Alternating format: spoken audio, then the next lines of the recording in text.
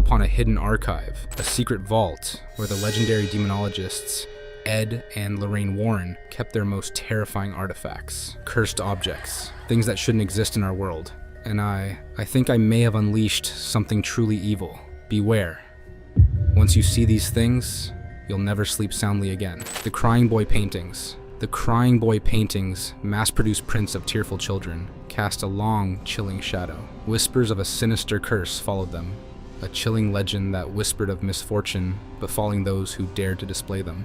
Stories circulated of homes engulfed in flames, leaving the paintings eerily untouched amidst the charred ruins. Pets would vanish, accidents would occur, and a sense of unease would settle over the households, a constant gnawing dread that something malevolent was watching, waiting. The Warrens felt an unsettling energy surrounding these paintings. They spoke to families who swore by the curse, their voices trembling as they recounted the inexplicable tragedies that had befallen them since acquiring the paintings. Was it a genuine curse?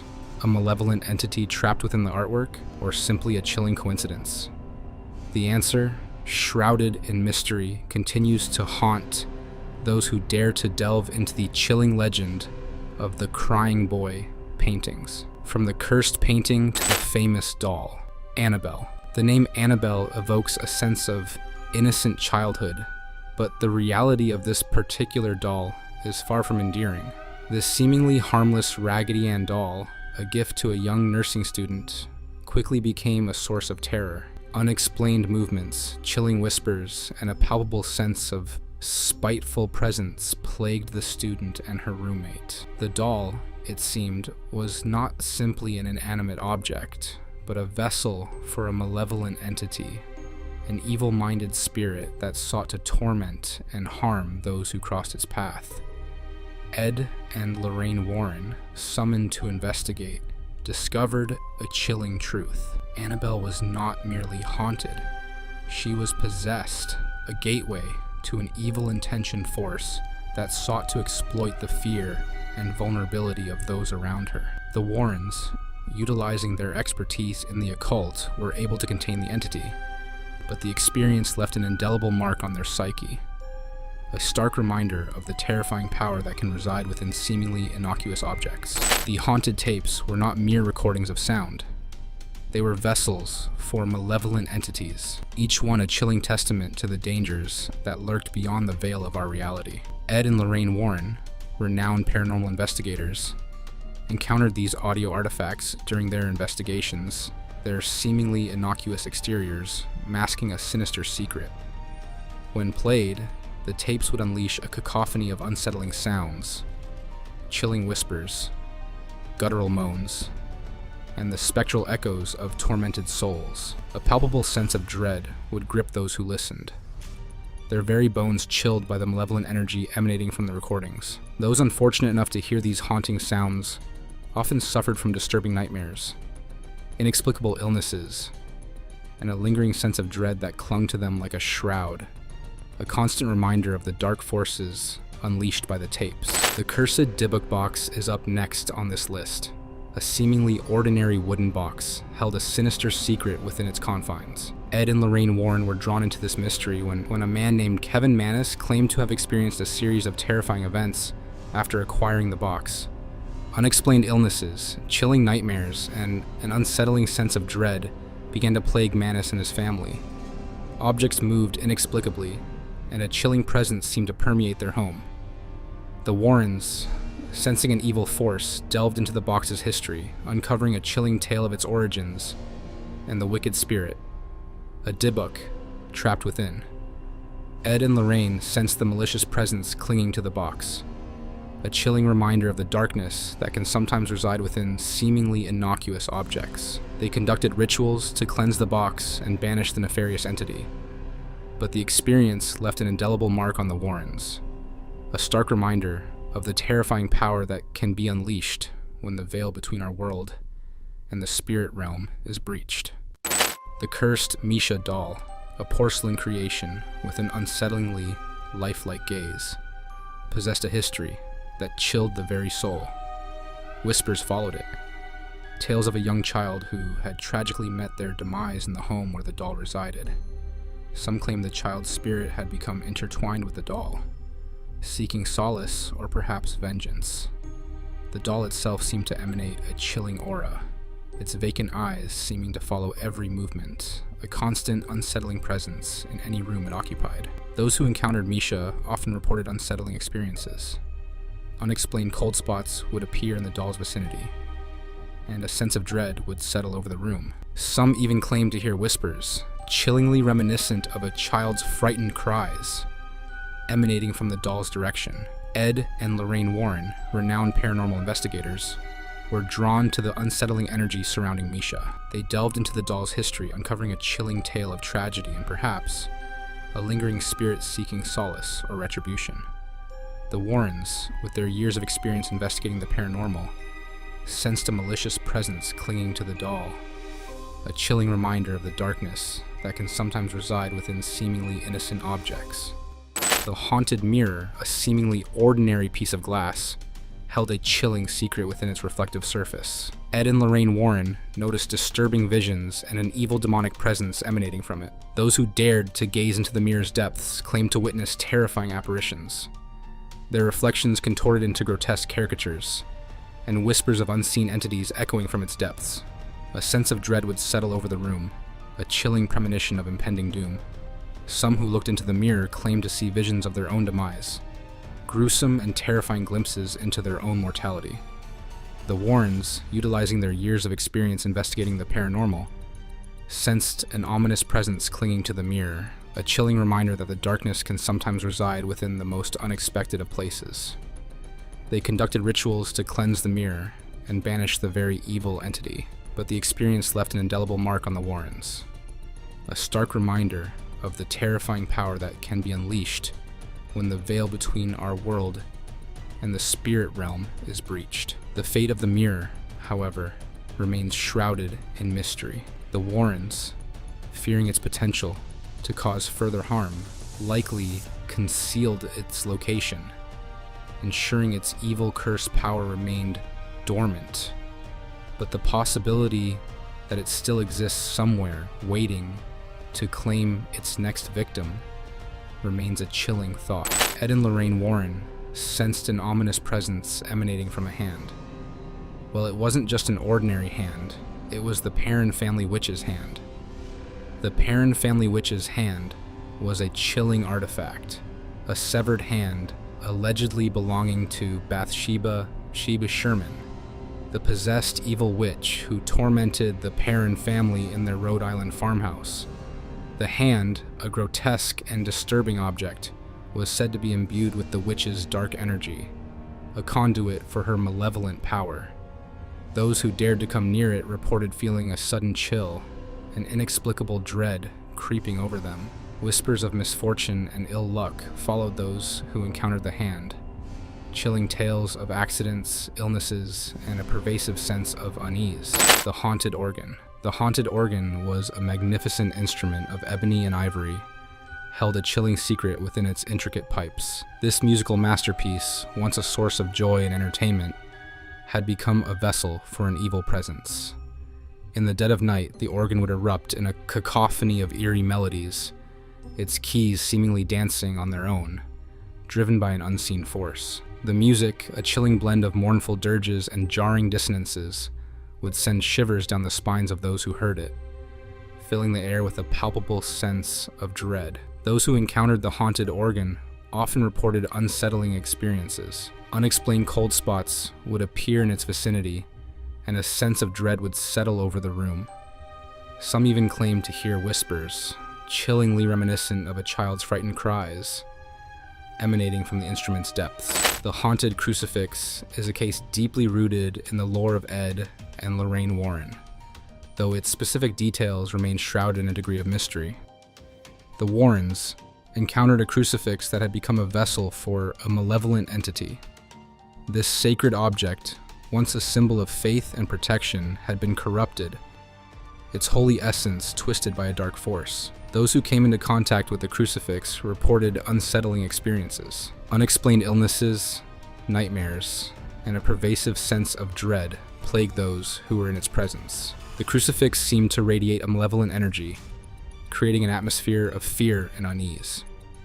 Ed and Lorraine Warren, utilizing their expertise in the occult, conducted rituals to cleanse the crucifix and banish the evil entity, ultimately restoring its sacred purpose.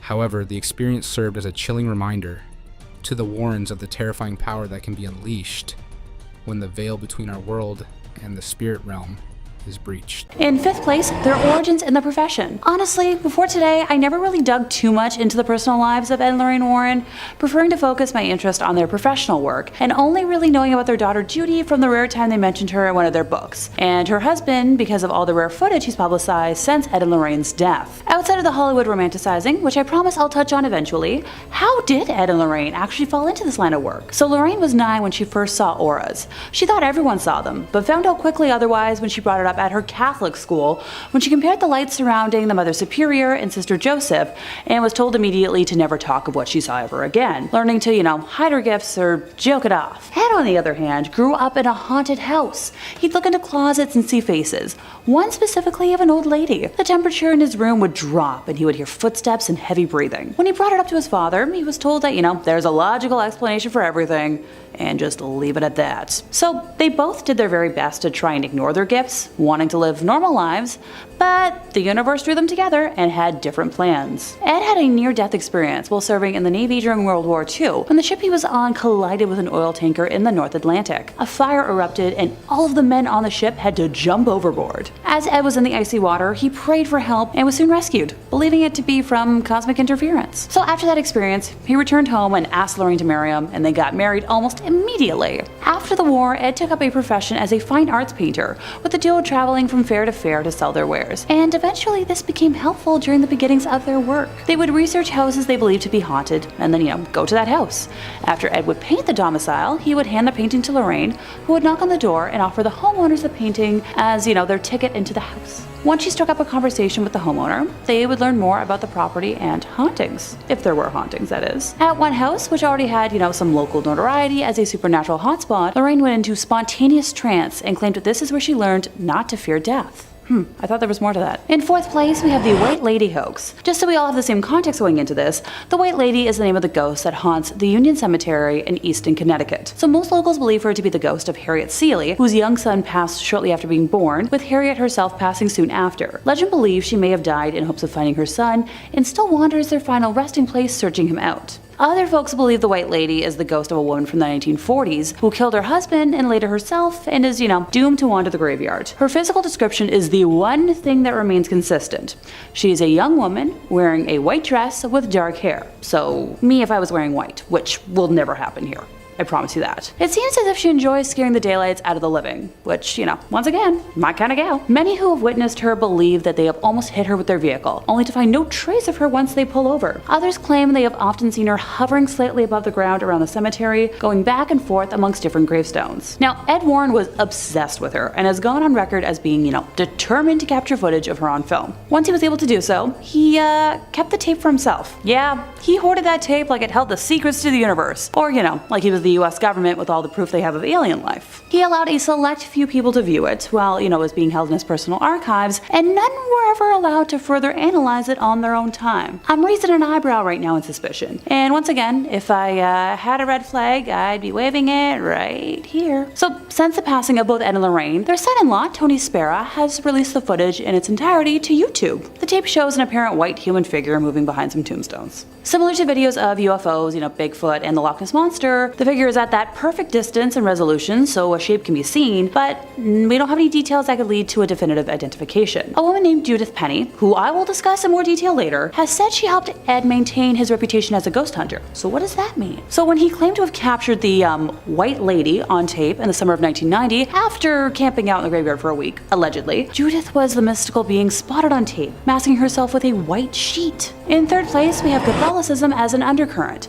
This is probably the only thing that has always bugged me, and while it might be less of like a secret in the gotcha sense, allow me to explain. Hauntings Ed and Lorraine spoke about were caused by people who refused to conform to traditional family values. Only people who submitted to the patriarchy and the church could be safe in their eyes. Their 1980 book, The Demonologist, kind of explains it all. That Ouija boards would get you haunted, but so would reading books about witchcraft, owning an image of a non-Christian deity, or attending conscious-raising groups. The horror in Amityville was supposedly aggravated when the unlucky homeowners engaged in the unholy pagan practice of, meditation. Addiction, depression, and disobedient children were all satanic. Hate, rage, despair, misery, drunkenness, and a sense of worthlessness will attract the demonic in a snap, according to Ed. One story in The Demonologist centers on a young woman who succumbed to evil after being fornicated with against her will. I do own this book, and I remember that not sitting super well with me. It was essential not just to stick with the status quo, but to be satisfied, with Ed going on record as saying,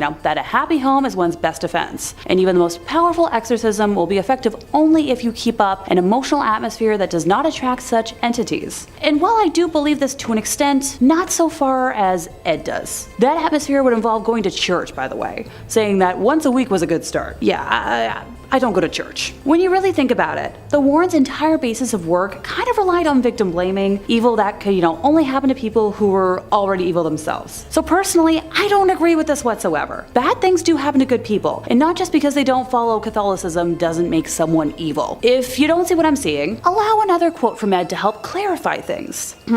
People who do negative or patently unnatural things are essentially doing the devil's work for him, and actually attract negative spirits to their side. Ed Warren was the homophobic brand of Catholic. Yes, I'm fully aware that not all Catholics observe this, and while most do not, Ed fell under that specific strain that sadly does. As a queer gal who didn't fully learn this until today, it kind of broke my heart that people who were so open to helping others and the unknown could be so close-minded. In second place, we have fraudulent items in the museum. So Ed and Lorraine were investigating numerous cases from the 1950s until they passed, right? And they founded a whole society devoted to the research and investigation of the paranormal in 1952.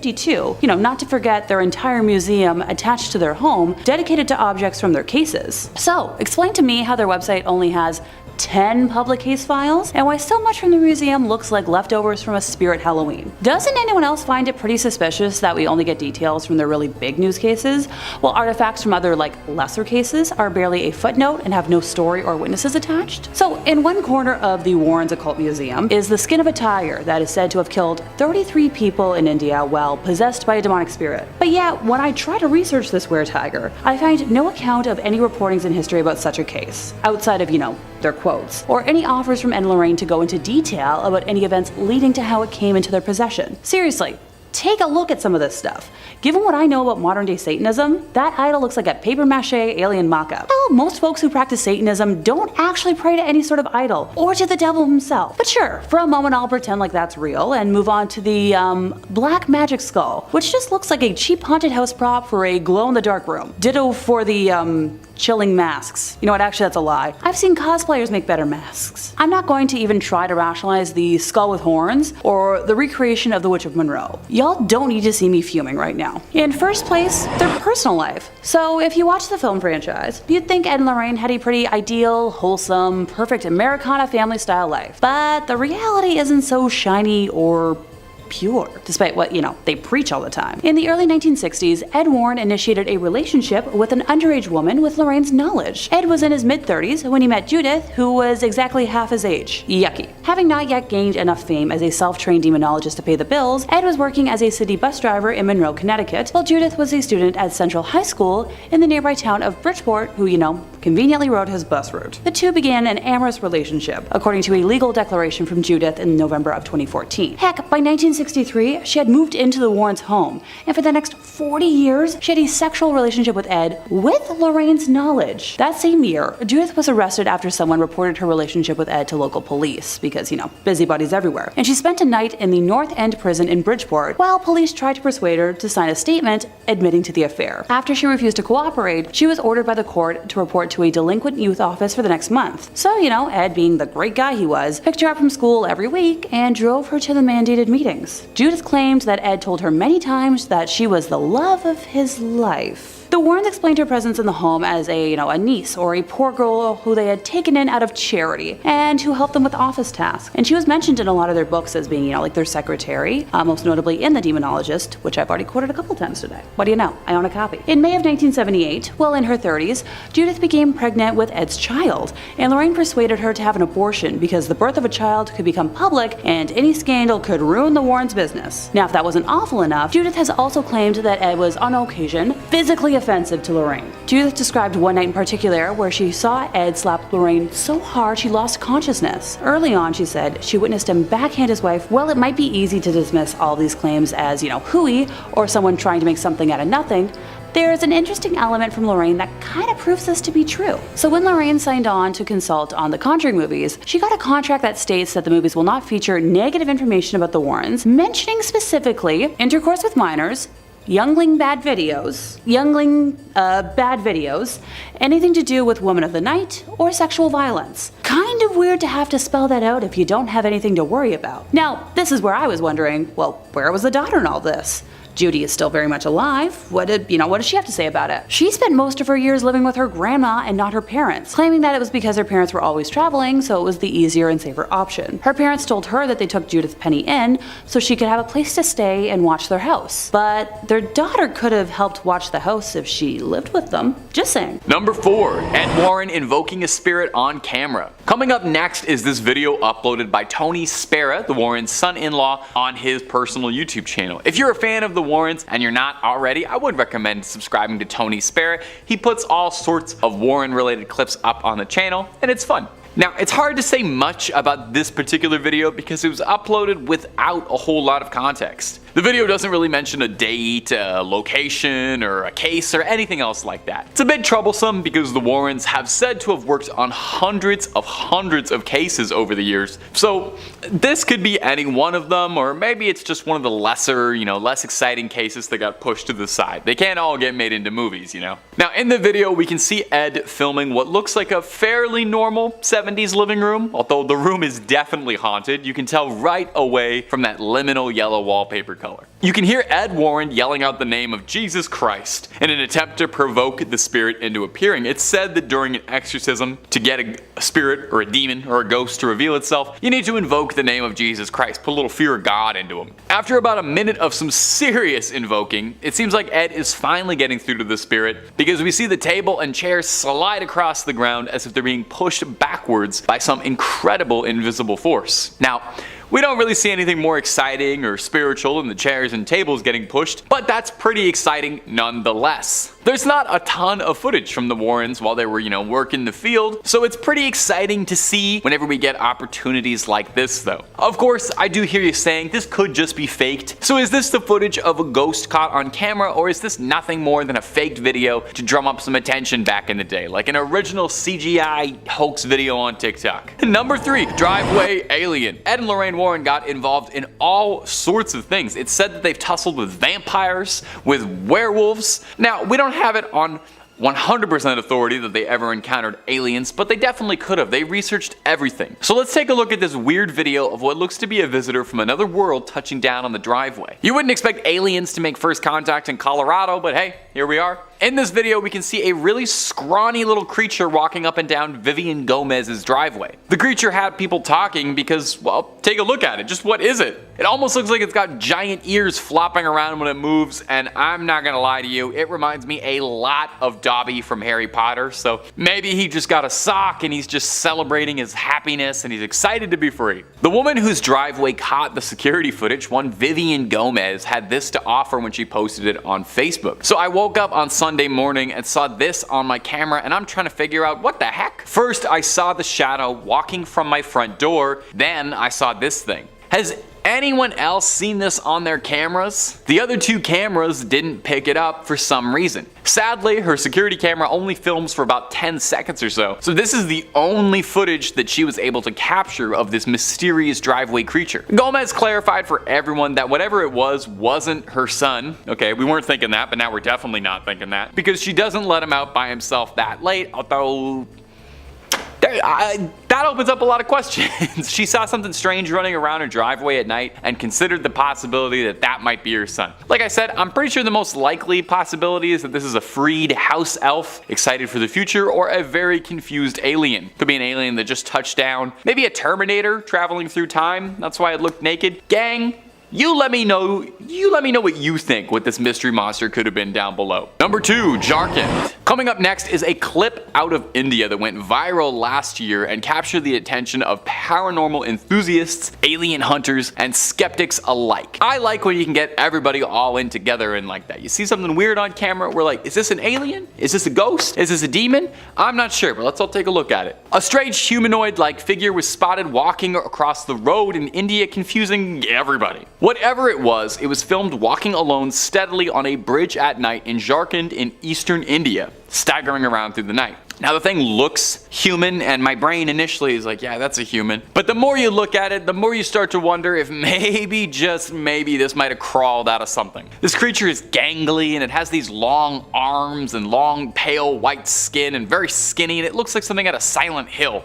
Motorcyclists were swerving out of the way of this figure, which stops and stares at them for a bit before continuing to stroll onwards. Now naturally, this got people talking, because it's not every day you see a terrifying pale figure like that. More than a few people suggested that it could be an alien walking around the streets at night, explaining why it seems so confused. Others suggested that it could be a ghost, which would be pretty spooky. I would say it does seem like it's physically present. It seems like it's physically on the road, so I'm not 100% that it's a ghost. And finally, there's the realists, who have suggested that this could just be someone who had a long night and is lost and on all the substances right now, just trying to get a good night's sleep. As far as I know, no one has cracked this case, certainly not Ed and Lorraine Warren, so we may never have a satisfying answer. And number 1, the Buddhist exorcism. It wasn't just the United States where Ed and Lorraine Warren worked on their cases. If there was a call for it, the Warrens would do their best to answer. Plus, I don't know, I feel like if you only hunt ghosts in one country, then you're missing out on just so many good demons and ghosts out there. If you're a fan of the channel, and I hope you are, then you know by now just how many amazing, interesting regional monsters, myths, and cryptids there are all over the world. You could spend your whole life battling demons, but have you ever gone toe-to-toe with an Oni or a yokai, something like that? Well, maybe that's why the Warrens decided to take a trip out to Japan in the early 2000s. Maybe they wanted a vacation and a change of pace, or maybe they were looking to challenge themselves. They set out to Japan to investigate these allegedly haunted tunnels, where a number of people were reported to have died in. Ed was a World War II Navy veteran and had spent a lot of time around Japan and was fascinated in their culture and the things that he had seen while stationed there. Of course, hardly a vacation, because while they were there, they were asked to participate in a Buddhist exorcism of a young woman named Teresa who'd become the unwilling host to a litany of demons. They were aided by a group of Buddhists during the exorcism, which is probably a change of pace from their usual ordained Catholic ministers. In the clip, we can hear Lorraine doing her level best to try and cast the evil out of the young girl's body. The clip is a bit hard to watch, and that's coming from someone who watches ghost videos literally every single day of his life. You're watching someone writhe around screaming in what looks like agony.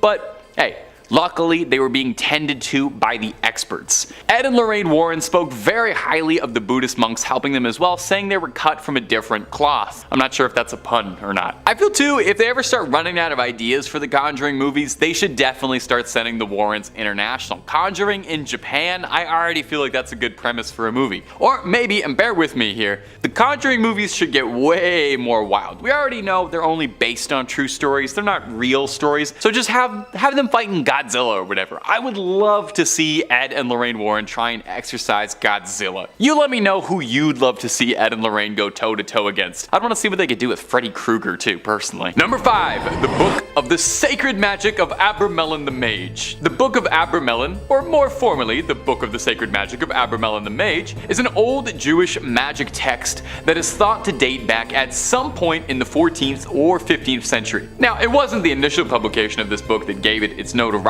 Instead, it was when it was 19th and 20th century magicians who were in the Hermetic Order of the Golden Dawn, which is a British secret society dedicated to the practice, research, and upholding of old occult magic ways. But hush hush, you didn't hear that from me. One of the founders of the Golden Dawn, S.L.M. Mathers, created the first ever English translation of the book in the 1890s, drawing from a previously established 17th century French translation. Now, Mathers' translation quickly became the definite magic text of the 19th century, eventually helping inspire Aleister Crowley to inspire his system of magic, the legendary occultist and fixture of one of the best Ozzy Osbourne songs ever. That solo still goes, man. Now, there's all kinds of spells and magic inside this text. Some real highlights include spells on how to conjure somebody and turn them into a donkey, how to summon a monkey to do your bidding, that sounds great, and how to bring forth spirits to fetch you goods. The big key point in this text, however, is an epic, multi-month spanning ritual that, if performed correctly, will allow the sorcerer to commune with their own guardian angel. The book theorizes that everyone has a guardian angel and that they are another part of their essence, a spiritual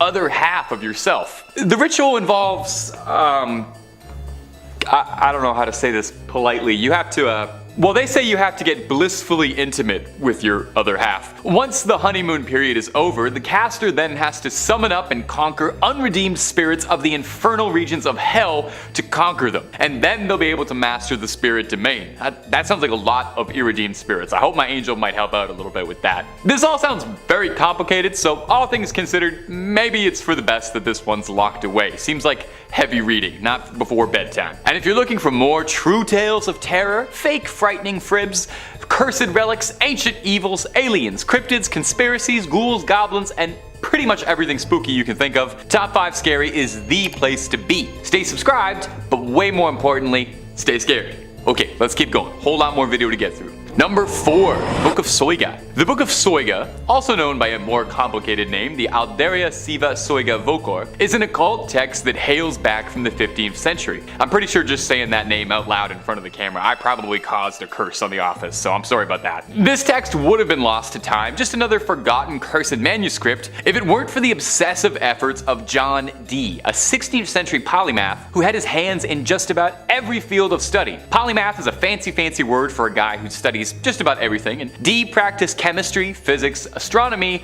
and also the occult. You know, there's always more to learn, right? Mr. Dee was particularly interested in contacting angels to learn the secrets of the universe. And this book contains a litany of recipes for magic spells and all sorts of writings on demonology and astrology, but most importantly, and what caught Mr. Dee's attention, is that the book is said to include the names and genealogies of all of heaven's angels. Dee believed that the book contained an ancient divine message written in a language spoken to by Adam, the true unspoiled word of God. That's a pretty big statement. Now, much like the Voynich manuscript, which I'll mention a little later in the video, so put a pin in that for now, it had 36 cryptic tables that remained undeciphered for centuries. Dee attempted at one point to crack the code with the help of a mystic who convinced Dee that he could channel the angels for him. Dee allegedly was so desperate to unlock the contents of this book that when his mystic told him it was part of the ritual that he be allowed a night with John Dee's wife, he agreed. That's the oldest trick in the book, man. The old "I'll let you talk to angels if I can go out with your wife" gamble. Ugh,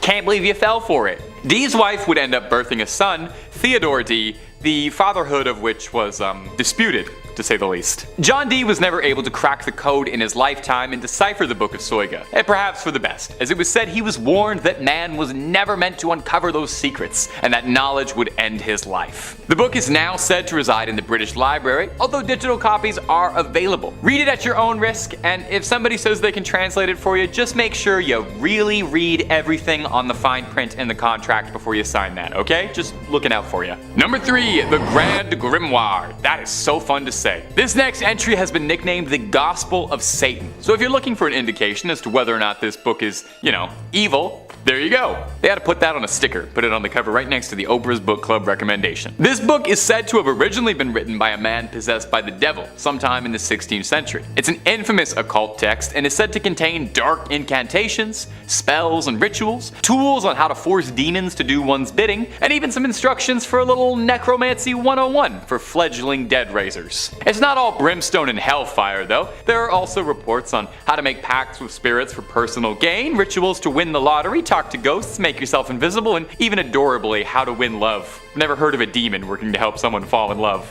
Now, all that sounds cool, definitely. I know I would love to have like a little skeleton minion who could help me with chores, maybe be like my little buddy. I love playing a necromancer in Skyrim, but these things don't really work out if you don't know what you're doing. Take a look at Full Metal Alchemist, that didn't work, they didn't know what they were doing. Even opening this book is considered equivalent to selling your soul to the devil. As soon as you crack the spine, it's like signing the contract. Because of the book's nefarious reputation, the original copy of the manuscript has been sealed away inside the Vatican's secret archives, and not currently available to the public. So I don't think whatever they're listing on Amazon as the Grand Grimoire for $10 is the real Grand Grimoire. Number 2, the Voynich Manuscript. The Voynich Manuscript has got to be one of my favorite stories of a mysterious manuscript, like, ever. I guess that's why I put it at number 2. Unlike a lot of entries on this list, it's actually very easy to come across a digital copy of the Voynich Manuscript. It's available to read online. The only trouble is reading it honestly probably won't do you a lick of good, since it's written in a language no one has ever heard of and there's no record of it ever having existed. Yale University has the entire thing up and available online if you're feeling confident enough that you can take a crack at it and feel like banging your head against a brick wall for a few hours. The book is a handwritten, hand-illustrated codex of 240 pages of pure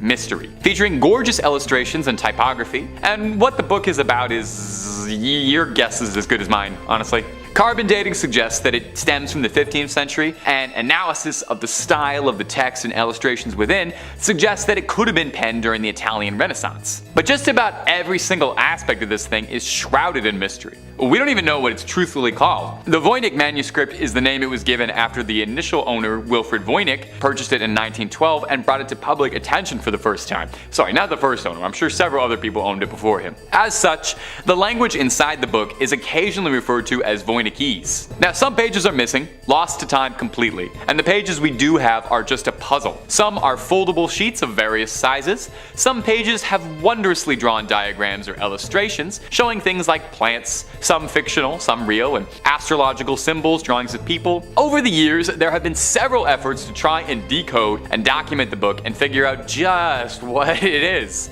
A prevailing theory, admittedly a boring one, is that it's a guide to botany written in a mysterious script, a forgotten language, an uncrackable code, an incredibly convoluted hoax. Of course, with any good mystery, there are some wild theories. Some say the Voynich manuscript could be written from an extraterrestrial gifted to humanity, or written in demonic script perhaps, or that biblical language that we were mentioning in the book Soygas a few points ago. Like I said, it's available online, so I leave this up to you. If you manage to crack it, let us know down below in the comments. We're all clamoring for it. And number 1, the Codex Gigas. When it comes to cursed and demonic books, the Codex Gigas is one of the biggest ones around. Like, literally. Codex Gigas translates to giant book, which isn't exactly a scary name. When you see the size of this behemoth, it starts to make a little bit more sense. This thing is massive.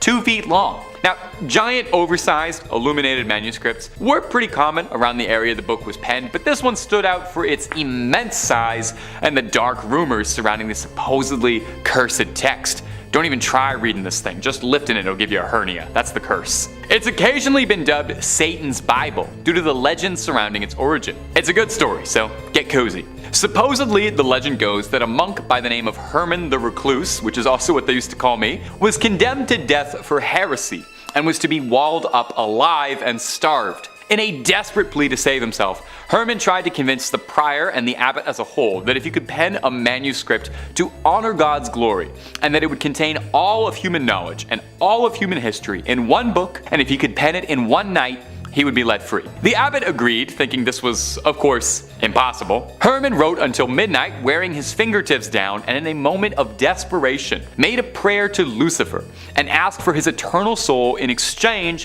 for the book's completion in order to repent for his sins. I totally get it. I gotta be honest, I have done some pretty nutso stuff trying to make sure my scripts get in time for deadline. Haven't quite sold my soul to the devil yet. I usually just rail Red Bulls, but I'd probably make a similar deal under a similar deadline. Now, I don't want to poke any holes in Herman's logic here, but I will say maybe selling your soul to the devil is part of the reason you got into this mess in the first place, because that does sound a little bit like heresy, but it's not my place to judge. I'm not an archdeacon. A variation of the legend states that Herman worked for years on the manuscript, day and night, but still was unable to complete it in his lifetime and asked for the devil's assistance. Anyway, no matter the story, the legend states that Satan signed the Bible with a particularly terrifying illustration of himself. I mean, take a look at it, it's horrifying looking. The book contains a birth of information. Like they said, it was supposed to be everything humanity had attained up to that point in one big book. These days, the Codex Gigas is preserved in the Natural Museum in Sweden, where you can admire the penmanship of Herman the Recluse and his ghost author Satan. Number 4. The Museum Tour. Now, if you wanted to go to the world's foremost collection of haunted relics and cursed objects, there's probably no storeroom full of curses more than the legendary collection of the Warrens' Haunted Museum of Souvenirs. Now, like I said just a second ago, the museum is currently closed as of the writing of this video, but they are trying to reopen soon.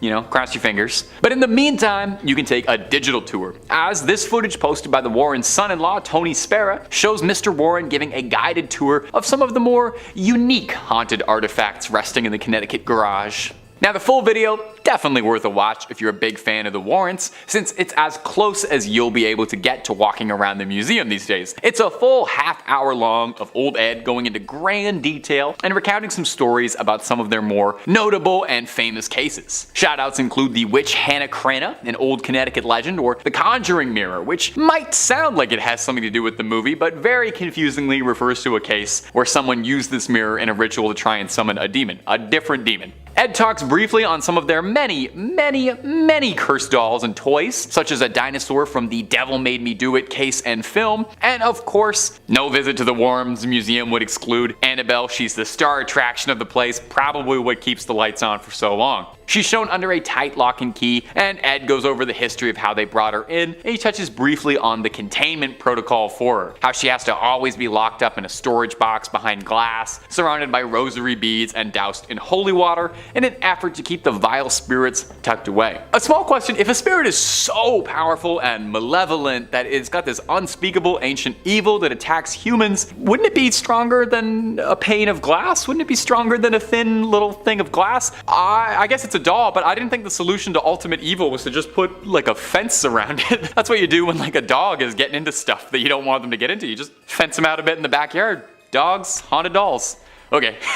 Number 3, the Shadow Doll. And coming in at the number 3 spot for today is going to be this footage of the Shadow Doll. When you first enter the Warrens' Haunted Museum, be it digitally or physically, one of the first things you'll see is this frightening little doll, affectionately dubbed the Shadow Doll. The Shadow Doll, that's fun to say. It's made of bird feathers and real human teeth. Lovely, those are some of my favorite ingredients. Now, it's currently owned by Tony Spera. He offers a bit of insight into the doll's history, saying it was originally acquired at an antique shop where it was sold with the owners of the shop completely oblivious to the doll's cursed energy. I don't buy that at all. What do you mean oblivious to the doll's cursed energy? Somebody came to you and sold you a doll made of bird feathers and human teeth, and your first instinct wasn't to douse the thing in holy water and kerosene for good measure? I know pawn shops ain't exactly the classiest place around, but you gotta have some standards, right? You gotta be able to recognize evil. There are very few dolls with human teeth that aren't evil. Spera claims the doll has an insidious curse inside it. Oh, wait, no, sorry, the Warrens weren't insidious. Anyway, the curse says that if you take a photograph of the doll, and when it develops,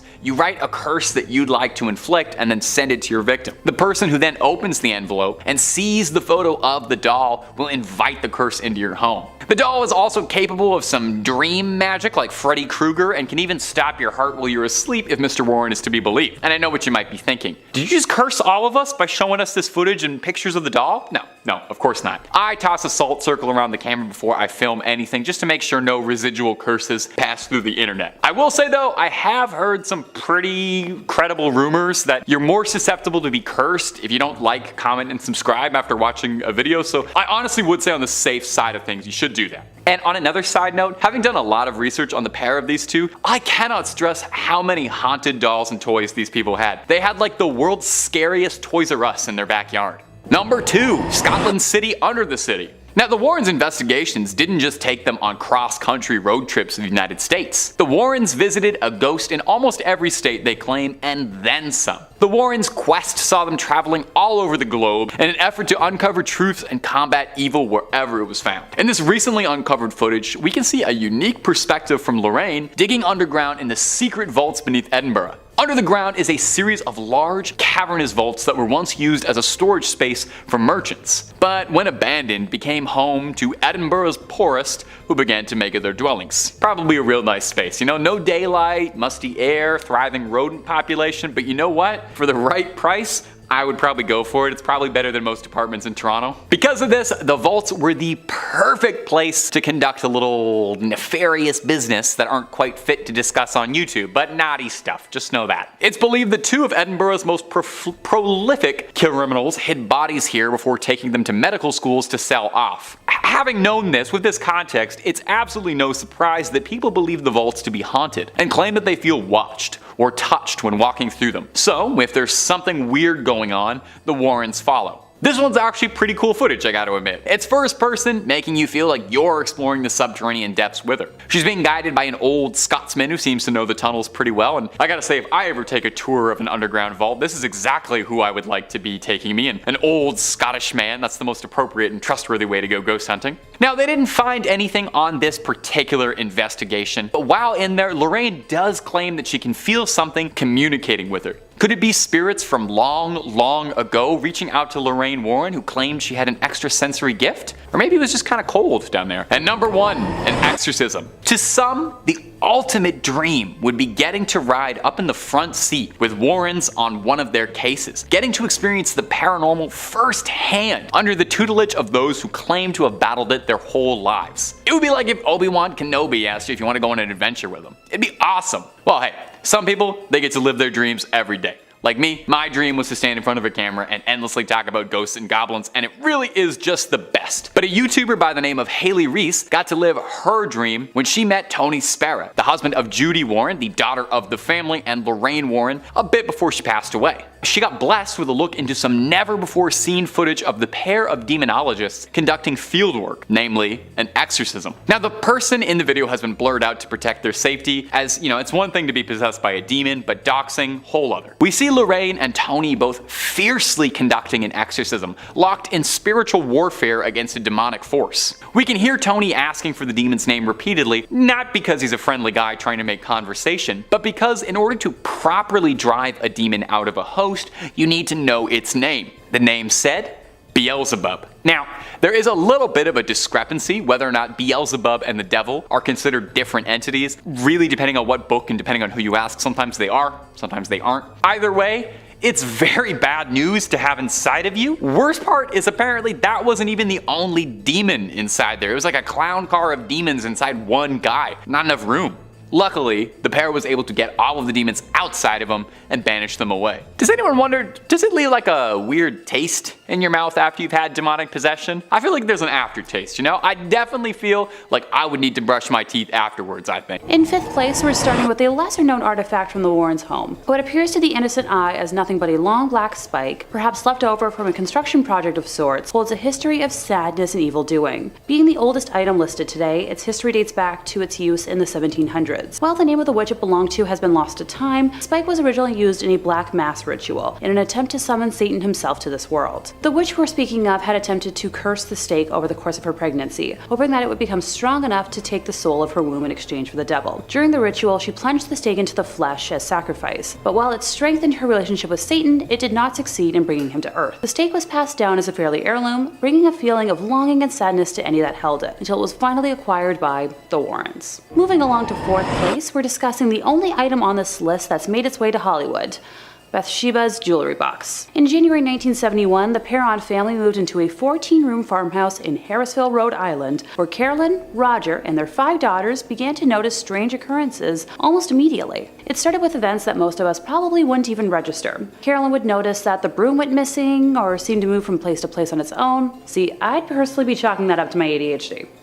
2 young girls of the home began to notice spirits around the house. Carolyn then brought it upon herself to research the history of the home and discovered that it had been in the same family for 8 generations, and that many of them had passed under mysterious or horrible circumstances. The most haunting spirit in the home is that of the witch, Bathsheba Sherman. Fairly well off, Bathsheba and her husband Judson had a son, Herbert L. Sherman, born when Bathsheba was approximately 37 years old. While the couple gave birth to 3 others, they weren't able to survive past the age of 7. One of the passings of a neighbor's child in her care drew public attention during a post-mortem examination, when it was determined that the fatal wound was caused by a large sewing needle that had been impaled at the base of the skull. It's believed that Bathsheba took offense to Carolyn moving into what she considered her home and wanted to take back that control. The most notable incident being one afternoon when Carolyn said that she had been lying on the sofa and out of nowhere felt a piercing tip of pain in her calf, and then the muscle began to spasm. Upon examination, she noticed a puddle of blood at the point of impact. She checked for bees or anything else that could have caused the puncture in her leg, but found nothing. In her daughter's book, Andrea Perron described the wound as perfectly circle, as if a large sewing needle had impaled her skin. Now, if I were to summarize the entire hell the Perron family endured for the decade that they lived in what they refer to as the Old Arnold Estate, we'd be here for an hour. But during one of the last instances where the Warrens were called in to help the ailing family, they removed the box from the home after thoroughly blessing it, believing that it was acting as a conduit for Bathsheba's demonic energy to affect the home. Moving on to our third place, we have the Conjuring Mirror. Unlike the last artifact on our list, this has nothing to do with the Hollywood franchise. Originally belonging to a 45-year-old New Jersey man named Oliver Birnbaum, it was used to practice a medieval ritual known as speculum, or mirror magic. He performed a lengthy incantation ritual known as a conjuring formula, inviting the spirit world to assist him in manipulating the future. In the beginning, Oliver saw very little in the mirror, other than the movement of blurred forms or quick little incidents that meant nothing to him. But the more he concentrated his attention into the mirror, the more control Oliver gained, and ergo, the more he could see. After performing this ritual obsessively for many months, he got to the point where all he had to do was state what he wanted to see and the desired image would appear, eventually being able to tune into the future whenever he wanted. He gained the ability to project people he didn't like into the mirror, singling them out for punishment or revenge. The unknowing victim would be shown in a future situation, and Oliver would will misfortune to that person, being able to see his justice occur in the mirror just the way he planned it. And while this sounds like a fun projection of one's imagination, these malicious acts would actually be carried out by inhuman spirits. In order to make a victim fall down the stairs, a spirit would either momentarily disorient the person, apport some grease on a step, or go so far as to give the victim a psychokinetic push. Eventually, Oliver neglected the part of the ritual where he had to give homage to Satan, and as a result, the evil he proposed for others began to occur to him, along with the spirits that he turned loose on his enemies, now infesting his own home instead. After about a week of torture, this man was so terrified that he called a prominent Catholic official and begged him to send a demonologist to his house. When the Warrens arrived at the address, they met a man frightened out of his wits, and rightfully so. Doors were opening and closing by themselves. Every minute, something would crash and break or bounce off a wall and smash. Ed was able to reverse the ritual originally enacted by Oliver and bless the house, stopping the disturbance. As the Warrens were about to depart, Oliver insisted that they take the mirror with them, and the 5-foot-tall antique now lives in their museum. In second place, we have the black lace veil. Now, while I obviously love the idea of a cute gothy aesthetic, this is anything but. After one of their public lectures, Ed was conversing with a couple that had been in the audience, where the boy introduced himself as Alan and explained that he'd brought his girlfriend Lonnie to the lecture because he suspected that she'd been overtaken by some occult influence. He explained that when his girlfriend became angry, her features would change into something resembling a wolf, and then the voice of a different person would speak from inside of her. When Lorraine walked over to join the group, Lonnie experienced an episode of instantaneous possession and lurched out in an attempt to attack Lorraine. This incident terrified everyone in the vicinity, with the Warrens ending the audience chat session immediately, before Ed escorted the couple to an offstage room, but Lorraine stayed outside. In the backstage room, the girl was fully under possession, breathing heavily, and her facial features had transformed into the wolf-like appearance the boy had talked about. After about 10 minutes, the possession passed, and Lonnie was lucid enough to explain dealing with memory loss, along with losing hours and days of her life over the last 3 months, a symptom that is common in possession. She went on to share her background. She was a girl wealthy enough to buy whatever she wanted, but money can't always buy love. Originally, her now boyfriend Alan had refused all of her advances and bribery attempts at becoming hers, and she had resorted to visiting a store prominent in selling tools to help with witchcraft, purchasing there a book on the black arts, and later that night performing a ritual for acquiring lovers. This ritual involved, you guessed it,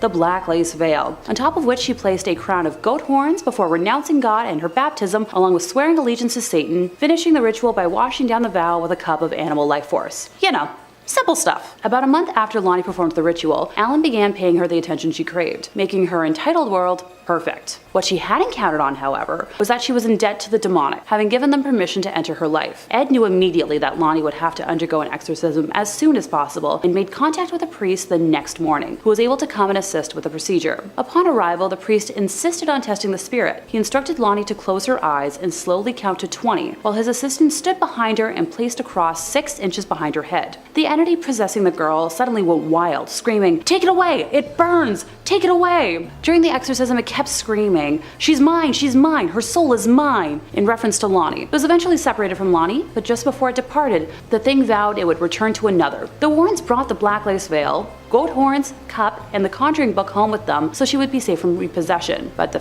Tale of the Veil doesn't end here. Ed received a phone call one day from a man named John Rand, who wanted him to meet his daughter Charlene, who he explained possessed a natural knowledge of what he took to be witchcraft. When she stared at people, even when they weren't aware of it, she'd fill their mind with inhuman terror. John called Ed specifically because Charlene was manifesting different personalities, some male, some female, and some that couldn't even be called human, but all making extremely threatening statements to John and his wife. Upon bringing Charlene to various doctors and clergymen, they recommended John be put in contact with Ed, and Ed agreed to have the girl and her father visit his home the next weekend. When Ed attempted to shake Charlene's hand upon meeting her, she backed away and stared distressfully at him, keeping track of every move he made. His attempts to question her resulted in no-end answers, and her eyes began to wander about the room in boredom. When they landed on the black veil, Charlene jumped up, grabbed the veil, and clutched it to her chest. Her features immediately began to transform into those of a wild, sneering creature distinct from this otherwise attractive girl. Ed drew 2 vials of water to himself, one unblessed, the other blessed by an exorcist,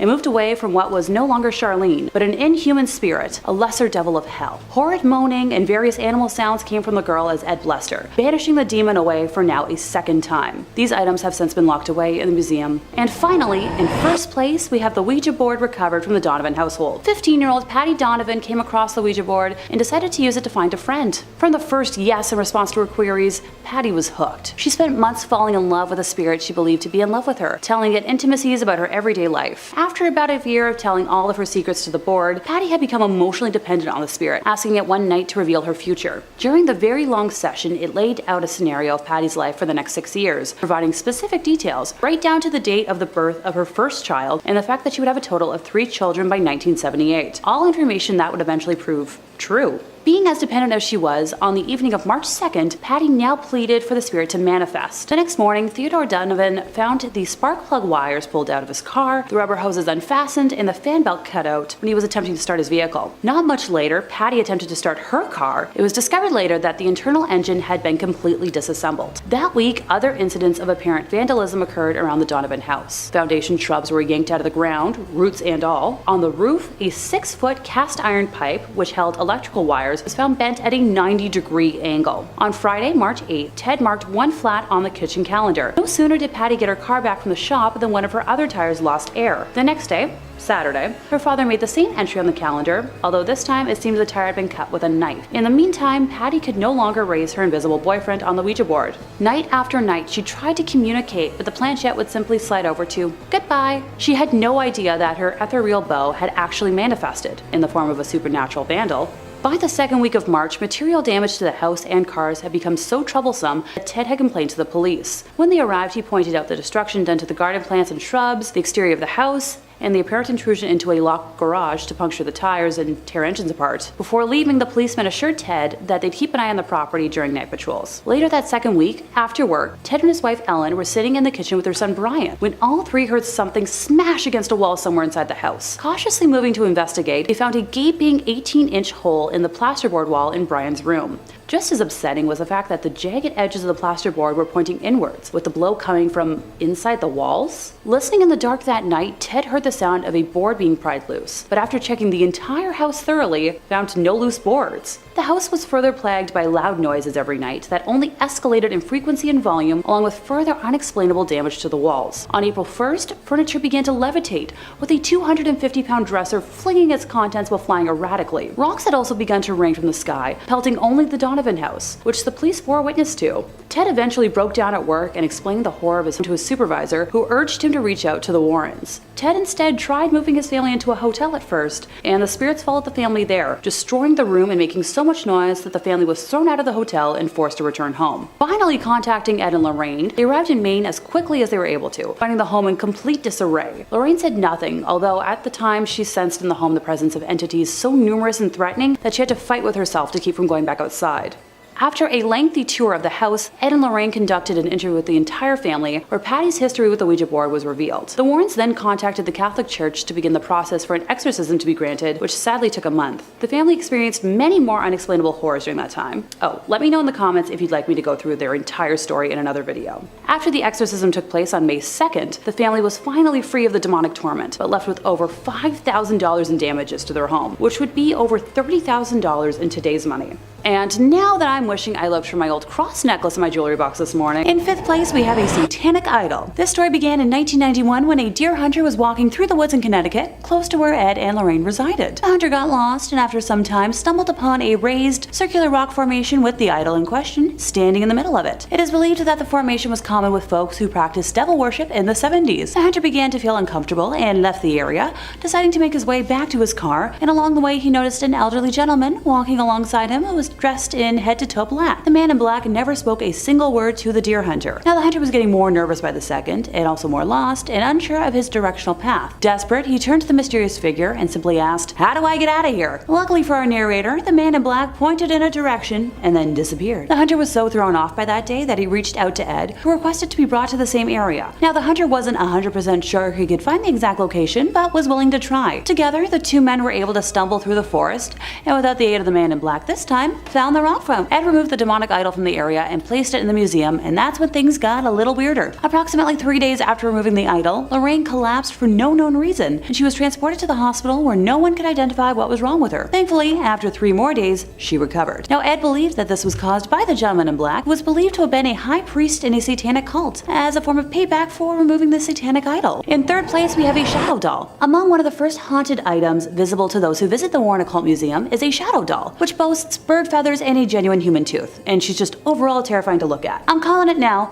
she better join that TV universe one day. For reference, a shadow doll is a statue or deity of sorts that is made specifically for harm to be used at the center of curses. I happen to know the steps for the most common curse, and while I'll leave out a step for safety, I promise I'll elaborate. Now, the caster would first need to take a picture of the doll, write a curse on the back of the photo, and then send it to whoever the curse is aimed for. You know, hopefully you've got their mailing address. The person who receives the picture with the curse will sadly invite that curse into their lives. Oh, almost forgot. The doll is also going to appear in that person's dreams, so enjoy your nightmares, folks. While not too much is known about the origins of this specific doll, it was initially purchased in a secondhand store under the assumption that it was simply, an antique. I've got a couple of old dolls myself, and I'm shuddering to think about what they would do if activated by any kind of curse. Some of them talk enough already. In 2nd place, we have black magic math, which is a concept in theosophy, mysticism, and the paranormal, of a materialized thought form, typically in human form such as an imaginary friend or being that is created through spiritual practice and intense concentration. In simpler English, the masks act as a representation of the practice, which is a form of mysticism that involves creating sentient and autonomous beings separate from oneself. The concept of tulpas and their creation, including the word tulpa, come from a closed Tibetan Buddhist practice, with tulpa being a Tibetan word for a creature of the mind. Tulpas did not become part of Western paranormal lore until around the 1970s, and those who practice have been cited as wearing masks similar to Halloween ones in order to take on the appearance of whatever the mask looks like. If anyone is curious about modern practices and appropriations of tulpamancers, the interweb origins can be traced back to 4chan message boards in 2009, and I'm not going to elaborate on just how awful that sentence was to utter. Oh, it gets worse. The communities gained popularity when adult fans of My Little Pony started discussing tulpas of characters from the Friendship is Magic television series. The fans attempted to use meditation and lucid dreaming techniques to create imaginary friends. Well, I think that about sums that up, don't you? In 5th place, we have Ed's paintings. So long before they were famed ghost hunters investigating, the Amityville Horror and featured in films such as The Conjuring, Ed and Lorraine had a much different hobby. Painting. Actually, it was how the duo made a living. Ed Warren was a trained fine arts painter. The duo traveled all over the country to sell their paintings, and they also taught art classes. The couple used Ed's paintings as a way to gain entry into houses they wanted to investigate. They would research houses they believed to be haunted, and then drive to the house. After Ed painted the house in question, he would then hand the painting to Lorraine, who would go up, knock on the door, and offer the homeowners the painting, which would usually turn into a conversation about the property and the hauntings. This process was how their investigative career began. Ed became known for his barn door art, painting tranquil winter scenes on stained pine, which was all the rage for adorning the wood grain halls of any home in the late 60s, and apparently these paintings are now quite rare. Many of his paintings that have been photographed feature different haunted houses, and examples of his art and calligraphy style are displayed throughout the museum. Number 4. The brick from Borley Rectory. A brick? Okay, you're running out of ideas and it's only number 4. Well, bear with me, okay? It's not just the brick, it's the story behind the brick. And besides, a brick is actually pretty scary on its own. It doesn't even need to be haunted. Just imagine it being thrown into a window. Bam, very scary. Anyway, this particular cursed brick comes to us from Borley Rectory, one of the most haunted houses in the United Kingdom, and I gotta say, possibly one of the worst named buildings in the country. Borley Rectory sounds like a horrible medical infection. Borley Rectory could be its own video based on all the alleged hauntings and stories that have taken place in its hallowed walls. Since the 18th century, it's been home to all sorts of reported hauntings. It checks off all the usual requirements for a haunted domicile. To name a few: unexplained footsteps, ghostly apparitions, bells ringing without reason, whispers of a headless monk that would wander the halls, horse-drawn carriages being commandeered by a headless horseman, seeing shadows, and one ghastly nun who just maybe served as the inspiration for the nun from the film The Nun. There is a lot going on at this haunted building. So, naturally, it's a great spot for two famed demonologists, and sometime in the 1970s, Ed and Lorraine Warren ventured out to the UK to investigate the Borley Rectory and see if maybe they could put a plug in some of this. Upon entering, Lorraine declared almost immediately that she could feel the presence of a nun's spirit. So the pair took some photographs, and after developing the photographs, lo and behold was the ghostly apparition of a nun in the corner. Now obviously the story of the film is much different, and in the film The Nun, the Warrens only really appear for a Thanos-style cameo at the end, but you never know, this could very well have been the inspiration for that character. The brick serves as a souvenir and a remainder of one more haunting in their storied logbook. Number 2. The organ. Now, one of the more mysterious items inside the museum is this big grand organ. Get your mind out of the gutter. It's a musical instrument, like a church organ. The church organ was recovered after authorities seized a haunted house in Connecticut. Having close ties to the Warrens, the authorities asked if there was anything they might like to retrieve from the site. The house burned down mysteriously not even days after the organ was removed. Ed Warren, lover of all things haunted and a good bargain, had a great interest in this organ, and keeping of his self-imposed duty of controlling haunted objects, took it upon himself to take it home. Obviously this thing was cursed, obviously. Ed Warren would say that he would hear songs being played from it discordantly throughout his home whenever no one was around. And when Ed would venture forth into his office to investigate it, the music would stop as soon as he opened the door. He says this would occur every time he tried to investigate it, happening 3 different times. Eventually, losing sleep over one more haunted relic, Ed Warren contacted a friend at the clergy to come bless it. He would have a priest come by every 2 weeks or so to bless his home and to bless every item in the museum to keep the spirits docile. It begs the question, with this much effort, why even keep cursed items in your home? The organ at least seems benevolent, but Annabelle, the skulls, the satanic idols, why them? Well, Ed and Lorraine believed by keeping these items under supervision, it meant they were safe from outside interference and no one else would be put at risk. The pair feared that if any of the cursed objects were destroyed or damaged, then they could release the spirits back into the world, free to cause more mayhem. This same reason is why, despite the passing of the Warrens, the museum is still kept up and open and maintained. And also, so, paranormal ghouls and goblins like us can go check out all this spooky stuff and get some fantastic Instagram stories out of it. In 5th place, we have a cursed wallet. So this tale begins in October of 1972 when an officer at the United States Military Academy contacted the Warrens a day before they were scheduled to present a lecture to the cadets there, informing them that a curious security problem had arisen and, could they possibly help? Now, obviously they said yes, or else we wouldn't be talking right now. So the next day, at a little past 4 in the afternoon, they entered the gates of the academy and were escorted to the office of Major Donald Wilson. So the Major went on to explain how an unaccountable breach of security was occurring in the home of West Point's commanding general. Ed asked the Major if he knew the nature of the problem, to which the man replied that there was a ghost in the general's quarters. So the Warrens were soon escorted to meet the general and his wife, where they were directed into a sitting room, where the general explained that, while nothing macabre had happened, a number of curious incidents had occurred without any kind of explanation. So, some background: in the basement of that building there is a private study that at the time was kept locked and secure, but no matter how many times the bunk in there was made up, it was always found ripped apart later. Upstairs, ghosts had been seen flitting about the house. Oh, and personal belongings and other important articles were regularly found missing. The man emphasized not stolen, but just missing temporarily. Later, all these stolen items would be found upstairs, neatly laid out on the dresser in the general's bedroom. So he asked Ed if this could be, caused by a ghost, and Ed confirmed that it was indeed a possibility, and probably like a human ghosty and not a demonic spirit.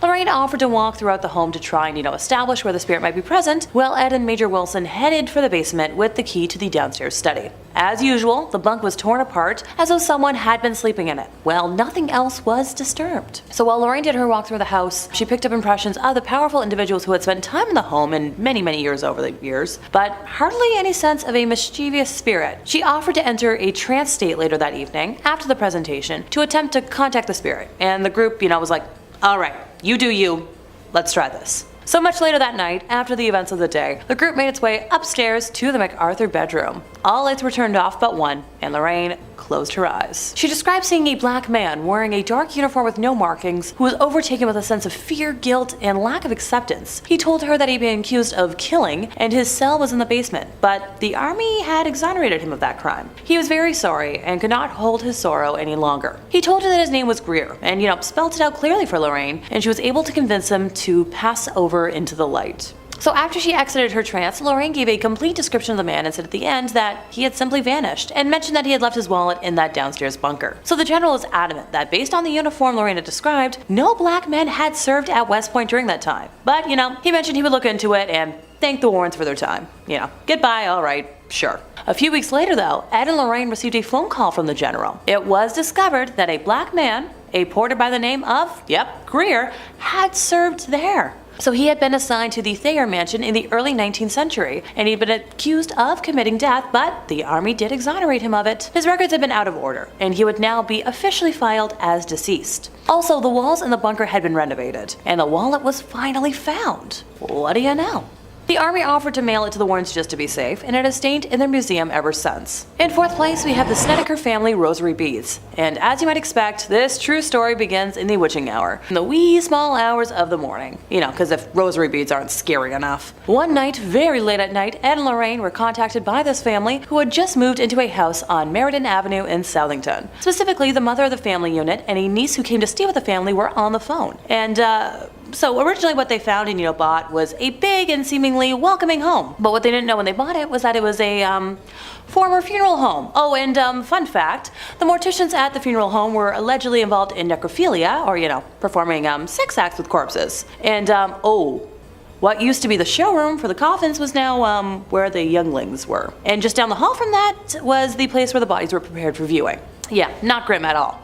So the boys were the first to start talking about things they had seen and experienced, saying they were absolutely terrified, and the parents, chastised them at first for it, but the boys were so scared they started sleeping on the floor in the living room. Among the sounds they would hear were the sound of chains pulling the coffins upstairs, and there were no more coffins in the house. So the woman who called the Warrens were terrified, with the niece in a small bedroom in the back of the house, and the covers on her bed were levitating around her like there was a fan blowing them around. Lorraine said while the mother was on the phone with her, even more bizarre events started happening. So remember those rosary beads? Yeah, she had them in her hand, and while she was speaking, the beads were actually being pulled apart and falling to the floor. Lorraine and Ed went over the next morning with the family's parish priest, and a blessing of the house seemed to do absolutely nothing to calm things down. And that's when the Warrens decided to call the bishop's office. So the church eventually sent an exorcist, which seemed to sort of do the trick, but not before one last hurrah from whatever the heck was believed to be haunting the house, because demons don't like to give up without a fight. There was this huge tree in front of the house, and half the tree, with no wind, broke off and fell on the property. The family moved the heck out of Dodge a short time later, and Ed and Lorraine kept the rosary beads that had been pulled apart, because if a demonic spirit can touch a Catholic relic, that means it's been infested with something absolutely awful, and they didn't want to risk the beads spreading throughout the world and causing even more damage.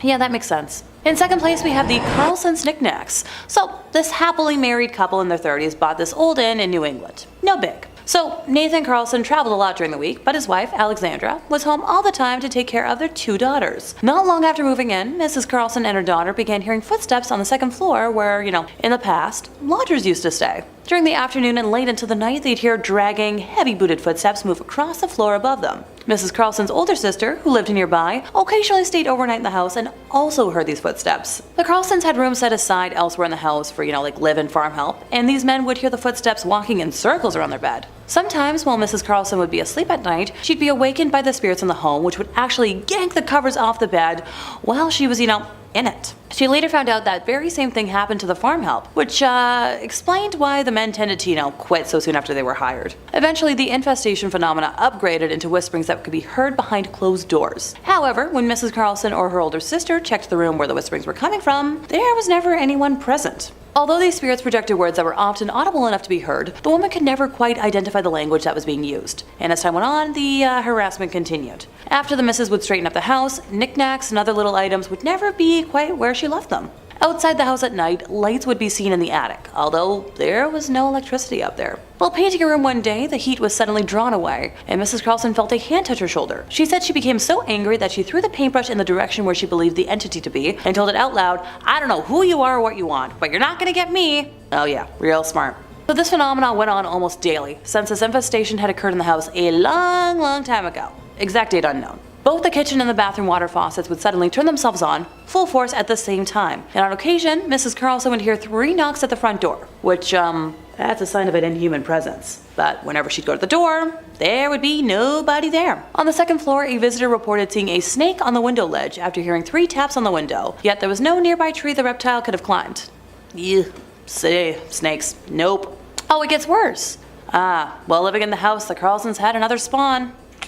And one night, while the missus was watching television in the living room, she suddenly heard a tremendous, powerful explosion. When she jumped up to check, thinking, the furnace had kaboomed, she found the door to the infant's room violently torn open. Objects were still swinging and vibrating, and the temperature in the nursery was equal to a meat locker. Although the spirits in the home had evidently tried to kill the youngling, the little one managed to live through the experience. Thank goodness. However, when the spawn reached 3 years of age, Mrs. Carlson was walking past him as he played with some knickknacks from the living room, when he suddenly let go with a loud shriek saying, "You stepped on Beatrice!" So Mrs. Carlson put down the laundry she'd been carrying and asked, "Who?" To which he responded that Beatrice was his friend who told him what to do. Mrs. Carlson then told her son to ask Beatrice who she was, and after a pause he replied that Beatrice had told him to tell her that she's a witch. So the mom took away the items the boy was playing with and almost sent him into hysterics in the process. She tossed him into a basket in her bedroom closet, somewhere the boy was forbidden to go without her permission, and didn't really think about it until later that night when she was in bed by herself and saw a large black form in the room with her. She described the entity as being,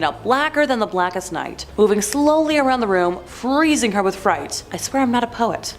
Before the black mask went away, it transmuted into a globe of synthetic light about the size of a basketball, while producing a deafening roar, which she compared to a blasted furnace. This went on for many nights until the Warrens were called in, and like many other times I've mentioned today, took a tour of the home, blessed it, and realized the knickknacks were directly tied to the entity. Now, they've never described them in detail, so I don't have any clear photos to discuss today, but I'm assuming they're around the size of action figures if a 3-year-old was able to play with them. In first place, we have Bathsheba's jewelry box. So this is probably the most famous case on today's list. In January of 1971, the Perron family moved into a 14-room farmhouse in Harrisville, Rhode Island, where Carolyn, Roger, and their 5 daughters began to notice strange occurrences almost immediately. So this started with events that most of us probably wouldn't even register. Carolyn would notice that the broom went missing or seemed to move from place to place on its own, and the young girls of the home began to notice spirits around the house. Carolyn then brought it upon herself to research the history of the home and discovered that it had been in the same family for 8 generations, and that many of them had passed under mysterious or horrible circumstances. The most haunting spirit of the home is that of witch Bathsheba Sherman. Being fairly well off, Bathsheba and her husband Judson had a son, Herbert, born when Bathsheba was about 37 years old, and while the couple gave birth to 3 others, they were unable to survive past the age of 7. One of the passings of a neighbor's ward in her care drew public attention during a post-mortem examination, when it was determined that the fatal wound was caused by a large sewing needle that had been impaled at the base of the skull. It's believed Bathsheba took offense to Carolyn moving into what she considered her home and wanted to take back that control. So the most notable incident overall was one afternoon when Carolyn said that she had been lying on the sofa and out of nowhere felt a piercing type of pain in her calf, and then the muscle began to spasm. And upon examination, she noticed a puddle of redness at the point of impact. She checked for bees or anything else that could have caused the puncture in her leg, but found nothing. In her daughter's book, Andrea Perron describes the wound as perfectly circular, as if a large sewing needle had impaled her skin. Now, if I were to summarize the entire hell the Perron family endured for the decade they lived in what they referred to as the Old Arnold Estate, we'd be here for an hour. But during one of the last instances, the Warrens were called in to help the ailing family, and they removed a box from the home after thoroughly blessing it, believing that it was acting as a conduit for Bathsheba's demonic energy to affect the home, this being the jewelry box.